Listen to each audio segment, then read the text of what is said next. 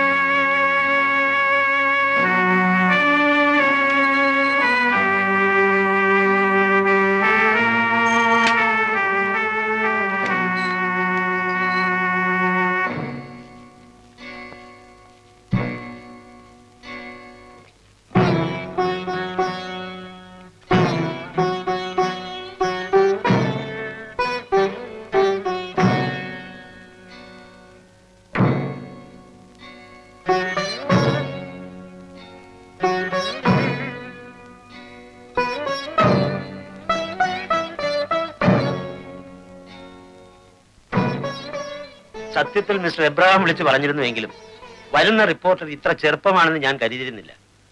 എന്താ മിസ് ശശികലയ്ക്ക് ഈ പ്രൊഫഷനോട് ഇത്ര താല്പര്യം തോന്നാൻ? പത്രപ്രവർത്തനം എന്നൊക്കെ പറഞ്ഞാൽ സ്ത്രീകളെ സംബന്ധിച്ചിടത്തോളം വലിയ റിസ്ക് അല്ലേ? റിസ്ക് ആയിട്ട് ഞാൻ കാണാറില്ല. എനിക്കിത് ത്രില്ലാണ്. ഗുഡ്. ശശികല ജോലിയിൽ പ്രവേശിച്ചിട്ട് എത്ര കാലമായി? 6 മാസം. ഓഹോ, അതിനുള്ളിൽ ഇത്ര വലിയ ജോലികളൊക്കെ ഏൽപ്പിച്ചു തുടങ്ങിയോ? അപ്പൊ ശശികല ആള് സ്മാർട്ട് ആയിരിക്കണമല്ലോ.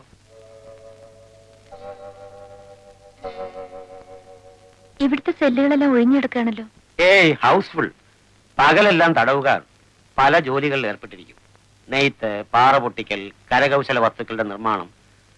തൊഴിൽ സമരങ്ങളില്ല, തുച്ഛമായ കൂലി. നമുക്കുള്ള സർക്കാർ സ്ഥാപനങ്ങളിൽ ഏറ്റവും ലാഭകരമായി പ്രവർത്തിക്കുന്ന ഒന്നാണ് സെൻട്രൽ ജയിൽ. ഫാക്ടറി കാണാൻ താല്പര്യമുണ്ടോ? ഓ, അതല്ലല്ലോ പ്രധാന കാര്യം. വരൂ.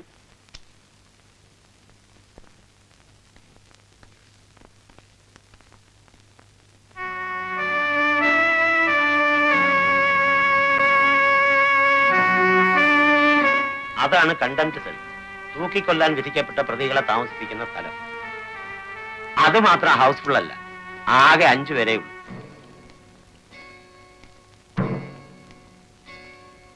ആ, ഇനി നമുക്ക് ഗാലോസ് കാണാം. വരൂ.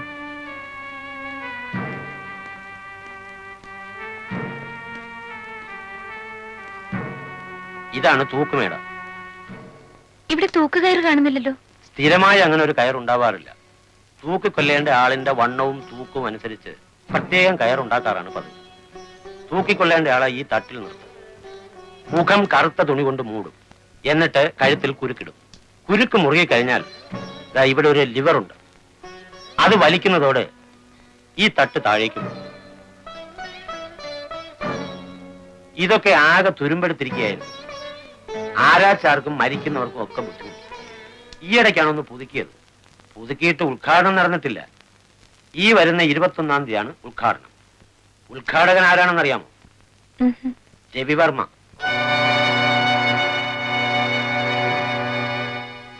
ഇന്ന് തന്നെ 5 പ്രതികളെയും കണ്ട് സംസാരിച്ച് തീർക്കാൻ പറ്റുമെന്ന് തോന്നുന്നില്ല. നാളെ കൂടെ ബുദ്ധിമുട്ടേണ്ടി വരും. എന്തായാലും വന്ന സ്ഥിതിക്ക് നമുക്കൊന്ന് തുടങ്ങി വയ്ക്കാം.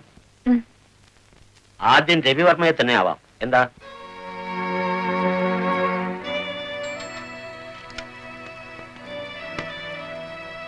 ആ കണ്ടംപ്റ്റ് സെല്ലിൽ രവിവർമ്മയെ വിസിറ്റേഴ്സ് റൂമിലേക്ക് കൂട്ടിക്കൊണ്ടുവരും. ആരോ കാണാൻ വന്നിരിക്കുന്നു എന്ന് പറഞ്ഞാൽ മതി. പത്രക്കാരൊന്നും പറയണ്ട. Yes sir. പത്രക്കാരാണെന്ന് പറഞ്ഞാൽ ചിലപ്പോൾ അയാൾ വരാൻ മടി കാണിക്കും. വലിയ പണക്കാരനും രാജകുടുംബത്തിലെ അംഗവുമൊക്കെ ആയിട്ടും ഇന്നേ വരെ അയാളെ കാണാൻ ബന്ധുക്കളാരും വന്നിട്ടില്ല. ഇപ്പൊ വന്നത് വീട്ടുകാരാരെങ്കിലും ആയിരിക്കും എന്ന് ഓർത്ത് മടി കൂടാതെ ഓടി വരും. ആ, വിസിറ്റേഴ്സ് റൂമിൽ വെയിറ്റ് ചെയ്യൂ. 10 മിനിറ്റുള്ളിലെത്തും. ആ, നിൽക്കൂ. ഒരു ചെറിയ റിക്വസ്റ്റ് ഉണ്ട്. റിക്വസ്റ്റ് അല്ല, ഇറ്റ് ഈസ് എൻ ഓർഡർ. രവിവർമ്മയുടെ ഫിസിക്കൽ കണ്ടീഷൻ അത്ര ശരിയല്ല. പക്ഷെ അതൊരു ന്യൂസ് ആക്കരുത്. എന്ത് പറ്റി സർ? തടവ് പുള്ളികളെ തല്ലരുതെന്നാണ് ചട്ടം. പ്രത്യേകിച്ചും തൂക്കിക്കൊല്ലാൻ വിധിക്കപ്പെട്ടവരെ. തല്ലേണ്ടി വന്നാൽ തല്ലാതിരിക്കാൻ ഒക്കുമോ? ഒരാഴ്ച മുമ്പ് പുള്ളി ജയിൽ ചാടാൻ ഒരു ശ്രമം നടത്തി. വാർഡർമാർ പിടിച്ചു. ഇപ്പൊ സുഖമായി. 5-6 ദിവസം ചികിത്സയിലായിരുന്നു. ആ, അങ്ങോട്ട് പോയിക്കോളൂ.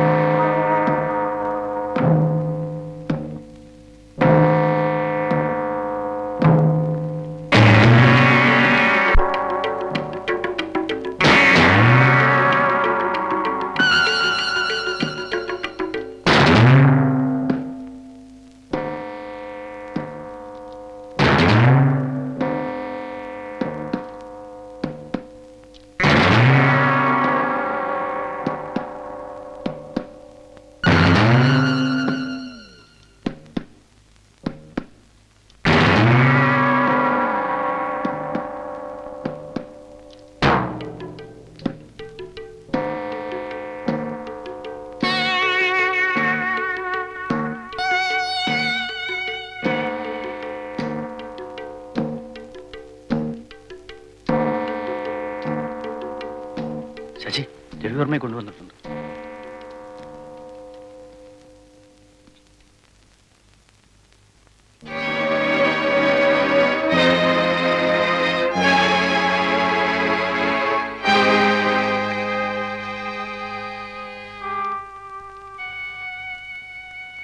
എന്നെ കാണാൻ വന്നതാണോ? ആരാ? മനസ്സിലായില്ല. ഇവിടെ വന്ന് എന്നെ കാണാൻ മാത്രം അടുപ്പമുള്ള ബന്ധുക്കളാരും എനിക്കില്ല. മേഴ്സിയുടെ ആരെങ്കിലും ആണോ? അല്ല, പറഞ്ഞാൽ നിങ്ങൾ അറിയില്ല. കുറച്ച് കാര്യങ്ങൾ ചോദിച്ചറിയാൻ വേണ്ടി വന്നതാണ്. പത്രക്കാരാണല്ലേ? എനിക്കൊന്നും പറയാനില്ല. നിൽക്കൂ. നിങ്ങൾ എന്തിനാണ് മേഴ്സിയെ കൊന്നത്? എന്ത് തെറ്റാണ് മേഴ്സി നിങ്ങളോട് ചെയ്തത്? പറയൂ, എന്ത് തെറ്റാണ് മേഴ്സി നിങ്ങളോട് ചെയ്തത്? പറയാൻ.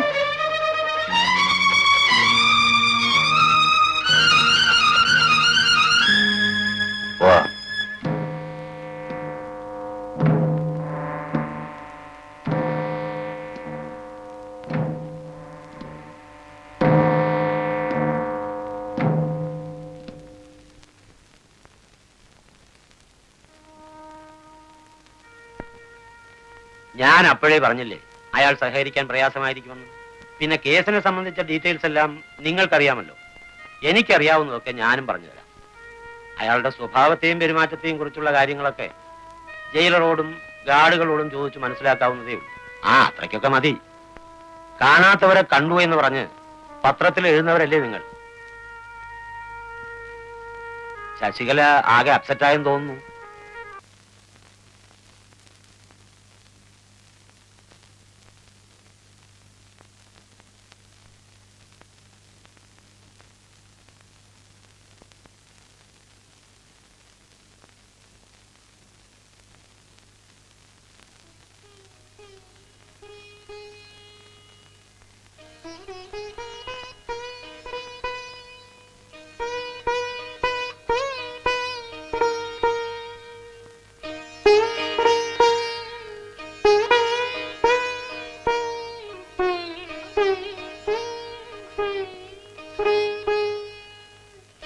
പാവപ്പെട്ടവളായിരുന്നുവെങ്കിലും വിദ്യാസമ്പന്നയും സുന്ദരിയുമായിരുന്നു മേഴ്സി.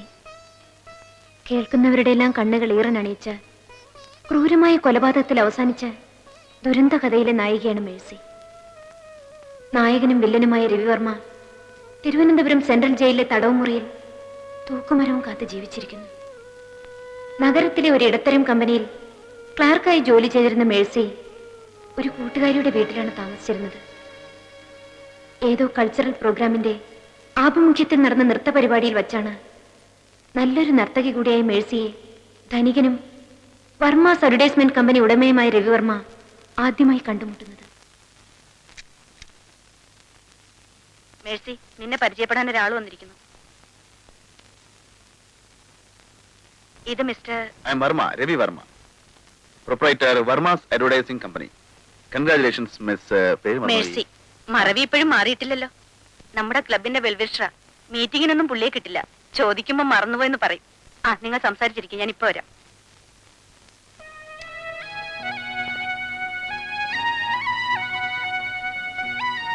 ഇനി ഈ പേര് ഞാൻ മറക്കില്ല, ഈ രൂപവും. നൃത്തം നന്നായിരിക്കുന്നു എന്ന് പറഞ്ഞാൽ അത് ആത്മാർത്ഥതയില്ലാത്ത ഒരു പ്രശംസയായി പോകും. കാരണം നൃത്തം ഞാൻ ശ്രദ്ധിച്ചില്ല, നർത്തകിയാണ് ഞാൻ ശ്രദ്ധിച്ചത്. Especially your figure. Thank you sir. ഞാൻ പോട്ടെ. നിൽക്കൂ. ഫിഗറിനെ പറ്റി പറഞ്ഞതുകൊണ്ട് തെറ്റിദ്ധരിക്കരുത്. ഞാൻ ധാരാളം പെൺകുട്ടികളെ ദിവസവും കാണാറുണ്ട്.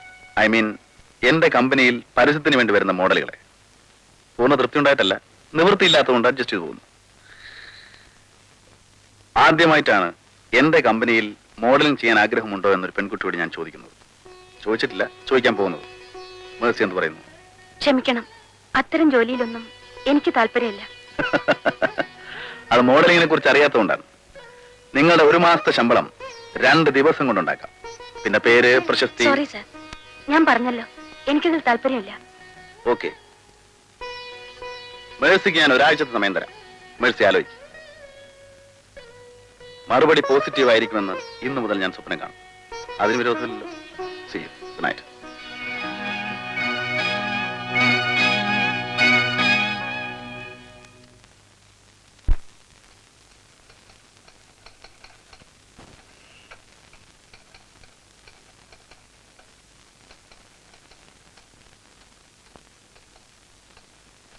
ഒരാൾ കാണാൻ വന്നിരിക്കുന്നു. ആരാ? ആരാന്നറിയില്ല.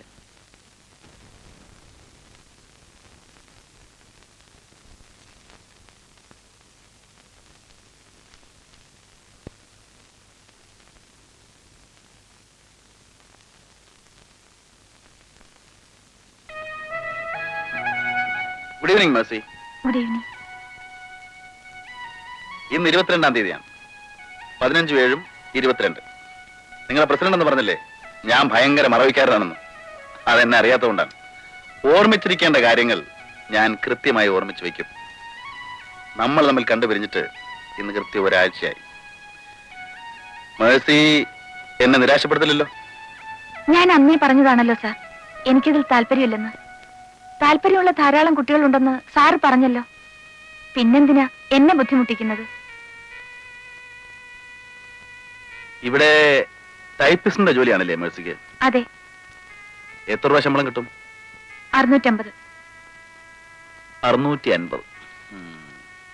10-200 രൂപയെങ്കിലും ഹോസ്റ്റലിൽ കൊടുക്കണം. പോയിട്ട് പിന്നെ 450. അത് വീട്ടിലേക്ക്. എല്ലാ മാസവും മേഴ്സിയുടെ ശമ്പളവും കാത്തിരിക്കുന്ന കുടുംബത്തിന് അത് വലിയ ആശ്വാസമായിരിക്കും. പക്ഷേ ഈ ജോലി പോയാലോ? എന്റെ നാക്ക് കരുനാക്കാണെന്നാണ് എല്ലാരും പറയാറ്. ഏതായാലും പറഞ്ഞ പോലെ ഇനി തിരിച്ചറിയാൻ നോക്കൂ. അങ്ങനെ എന്തെങ്കിലും സംഭവിച്ചാൽ മേഴ്സി വിഷമിക്കരുത്. എന്റെ അഡ്രസ്, ഫോൺ നമ്പറും ഉണ്ട്.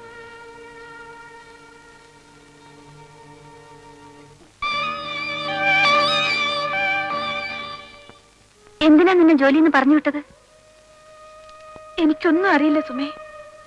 വൈകുന്നേരം മാനേജർ വിളിച്ച് ഈ ലെറ്റർ തന്നിട്ട് പറഞ്ഞു നാളെ മുതൽ ജോലിക്ക് വരണ്ടെന്ന്.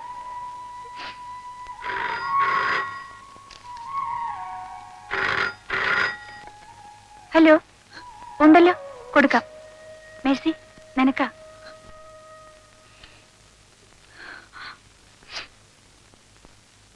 ഹലോ.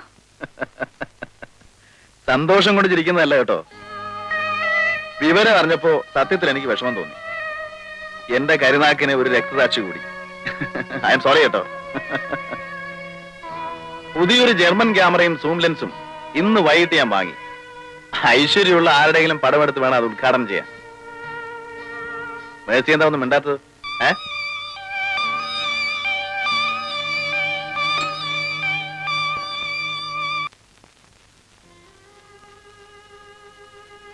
നീ ഇങ്ങനെ കൊച്ചുകുട്ടികളെ പോലെ ആയാലോ മേഴ്സി.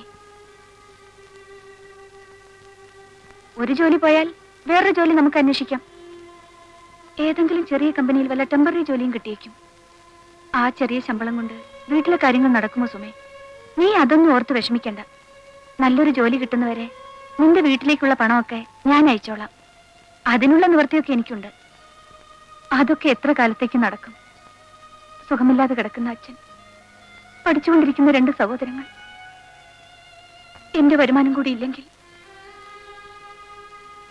ഞാൻ ആലോചിക്കായിരുന്നു, അവിടെ പോയി എല്ലാവരും കൂടി പട്ടിണി കിടക്കുന്നതിനേക്കാൾ ഭേദമല്ലേ മോഡലിംഗ്